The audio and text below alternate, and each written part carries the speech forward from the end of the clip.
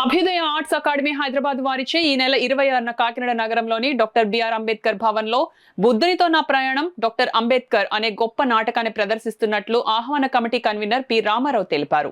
కాకినాడ అంబేద్కర్ భవన్ వద్ద శుక్రవారం ఆహ్వాన కమిటీ సభ్యుల సమావేశం జరిగింది. ఈ సమావేశంలో ఆహ్వాన కమిటీ కన్వీనర్ పి రామారావు నాటకంకు సంబంధించిన పోస్టర్ను ఆవిష్కరించారు. ఈ సందర్భంగా ఆయన మాట్లాడుతూ భారతదేశంలో పుట్టి ప్రపంచ ప్రఖ్యాతి పొందిన గౌతమ బుద్ధుడు జీవితం అహింస, శాంతి మార్గం ద్వారా ప్రపంచ శాంతికి బాటలు వేసిన ఆయన బోధనలు తెలుసుకుని జీవితాలను మెరుగుపరుచుకోవాలని కోరారు. ఈ సమావేశంలో ఆహ్వాన కమిటీ సభ్యులు N Peddiraju, K Ramarao, G King, B Kumar, K Maurya, M Ramesh, D Nageswararao తదితరులు పాల్గొన్నారు.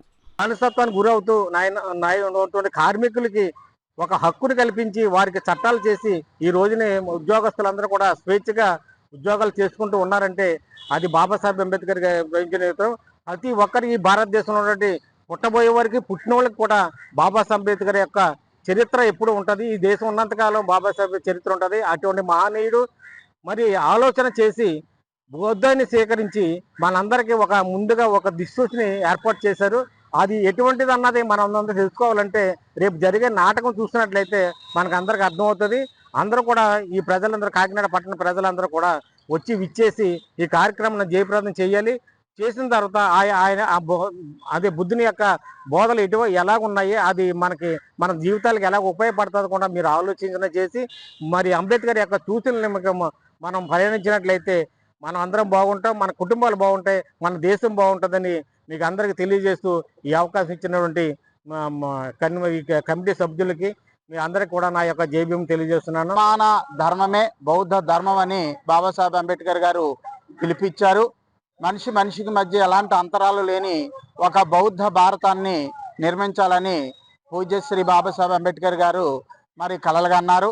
మరి ఈ నేపథ్యంలో ప్రస్తుతం ఈ సమాజంలో అన్ని వర్గాల ప్రజలు అనేక మానసిక అలజడులకి, ఆందోళనలకి గురవుతూ, హింసకి గురవుతూ ఉన్నారు. ఇలాంటి సమయంలో బుద్ధుని యొక్క బోధనలు అత్యంత ఆవశ్యకం భారతదేశానికి, ప్రపంచ ప్రజలకి ఉంది. ఈ నేపథ్యంలో కాకినాడలో ఉన్నటువంటి అంబేద్కరీ సంఘాలు, బౌద్ధ సంఘాలు సంయుక్తంగా ఈ కార్యక్రమాన్ని నిర్వహిస్తూ ఉన్నారు.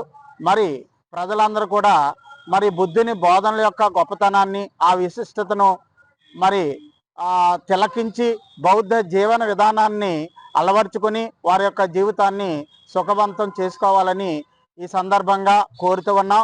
మరి ఈ కార్యక్రమ కన్వీనరు బౌద్ధ సంఘాలు, అంబేద్కర్ సంఘాలు నమో బుద్ధాయ, జై భీమ్, జై భారత్, జై. అల్లోకొల్లోలమైపోయి యుద్ధాలమయమైపోతున్న తరుణంలో ఎంతో ముఖ్యమైనది బుద్ధుని యొక్క ఆలోచన విధానం, బుద్ధుని ధమ్మము ఈ ప్రపంచంకే శాంతినిస్తుంది. అలాంటిది మన కాకినాడలో ఈ 26వ తారీఖుని 7వ నెల 25న సాయంకాలం 6 గంటలకి అంబేద్కర్ భవనం పాత బస్టాండ్ దగ్గర నాటకం ప్రదర్శింపబడుతుంది. ప్రతి వ్యక్తులు రావాలి. ఎందుచేతనంటే ఆంధ్రాలోనూ ఈ నాటకం 26 జిల్లాల్లోనూ వేస్తున్నారు. అలాగే తెలంగాణ అన్ని జిల్లాల్లోనూ వేస్తున్నారు. ఈ అవకాశం, గొప్ప అవకాశం మన కాకినాడ జిల్లాకు వచ్చింది కాబట్టి దీనికి అందరూ, ప్రతి ఒక్కరూ బాధ్యతగా వచ్చి బుద్ధుని యొక్క బోధనలు వినాలని కోరుకుంటూ ఈ కార్యక్రమానికి గౌరవనీయులు జిల్లా కలెక్టర్ గారు వస్తున్నారు. అలాగే గౌరవనీయులు ఎస్పీ గారు వస్తున్నారు. గౌరవనీయులు లోకల్ ఎమ్మెల్యే గారు వస్తున్నారు. వీరందరూ వస్తున్నారు ఈ కార్యక్రమానికి. పుర ప్రజలు అందరూ వచ్చి వీక్షించి బుద్ధుని బోధనలను అనుసరించవలసిందిగా కోరుకుంటున్నాను. మనం పరిశీలించినట్టయితే ఇదంతా యావత్తు ప్రపంచానికి శాంతి, అహింస మార్గంలో జీవించడానికి ఉపయోగపడే మార్గం బౌద్ధ మార్గం. మరి అటువంటి మార్గాన్ని డాక్టర్ బాబాసాహెబ్ అంబేద్కర్, భారత రాజ్యాంగ నిర్మాత అయినటువంటి డాక్టర్ బాబాసాహెబ్ అంబేద్కర్ సుమారు 21 సంవత్సరాలు సుదీర్ఘమైనటువంటి అధ్యయనం, పరిశోధన, ఆచరణ అనంతరం 1956 అక్టోబర్ 14న బౌద్ధ ధమ్మాన్ని స్వీకరించి ఈ దేశానికి మరొక సామాజికమైనటువంటి విప్లవాన్ని తీసుకొచ్చినటువంటి వ్యక్తి. మరి ఈ బౌద్ధం యొక్క విశిష్టతను, బౌద్ధం యొక్క ఆచరణ వల్ల కలిగే ప్రయోజనాలను ఈ నాటకంలో ప్రదర్శిస్తూ ఉన్నారు.